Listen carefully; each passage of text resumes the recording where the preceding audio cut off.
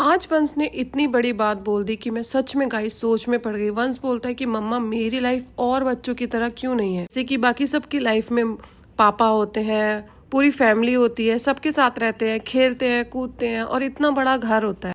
But हमारी life में ऐसा कुछ है ही नहीं। तो मैंने उसको यही समझाया कि बेटा किस्मत से बढ़ के कुछ नहीं होता है। हमारी किस्मत में जो है वो हमें एक्सेप्ट करके आगे बढ़ना। तो फिर क्या, हम लोग आगे बढ़ गए। यहाँ वंश मुझसे बोलता है मम्मा आज मेरे से पंजा लड़ा। तो मैंने जैसे ही वंश से पंजा लड़ा, ऑफकोर्स मैं जीतती, बट मैं हारने के बाद भी जीत गई क्योंकि मेरा वंश जीत गया।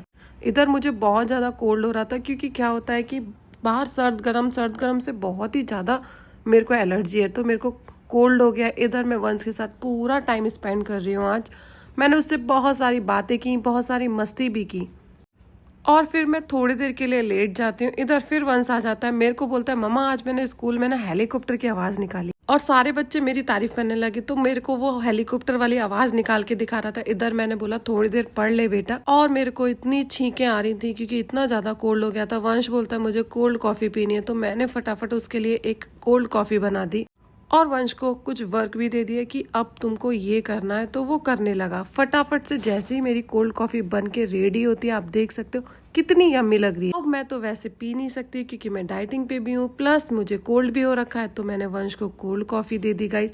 अब इसके बाद जो इंटरेस्टिंग सा होने वाला है, आप बिल्कुल भी स्किप मत करिएगा। यहाँ मैंने वंश को बोला कि तुम्हारी स्टडी टेबल है तो उस पे रख के पियो। ओके मम्मा। जैसे ही मैंने स्टडी टेबल रखी, बा मकड़ा आ गया वंश के ऊपर। और गाइस वंश को मकड़े से बहुत ज्यादा डर लगता है, तो वंश ने फटाफट से अपने सारे कपड़े उतार दिए। बोला मैं बिस्तर पे बिल्कुल भी नहीं बैठूंगा। फिर क्या, इतनी मुश्किल में उसने कपड़े पहने। फिर हम निकल गए साइकिल से मार्केट, क्योंकि हमें जाना था मार्केट से सब्जियां लेने के लिए। और हम लोग पहुंच जाते हैं मार्केट। वहाँ बहुत सारी मस्ती भी करते हैं, हंसी मजाक भी करते हैं। वंश बोलता है मुझे ये चाहिए, मैंने बोला नहीं बेटा पैसे नहीं है। तो ऐसे करते कराते आ जाते हैं हरी भरी सब्जियों के पास, क्योंकि इस टाइम पे मैं फुल ऑन डाइटिंग पे हूँ। तो मैंने ले लिए 2 किलो खीरे, क्योंकि मुझे खीरे खाने हैं। और गाइस आप देख ही सकते हो मैं कितना थक चुकी हूँ, क्योंकि मैं साइकिल चला के आई थी, वंश को भी लेके आई थी और अब ले लिए सब्जी। तो अब चल देते हैं हम घर की ओर। तो मैं यहाँ फिर से साइकिल चला रही हूँ। वंश बोलता है मम्मा मैं चलाऊंगा। मैंने कहा नहीं बेटा, इतना वेट नहीं ले सकते। सो बाय बाय गाइज।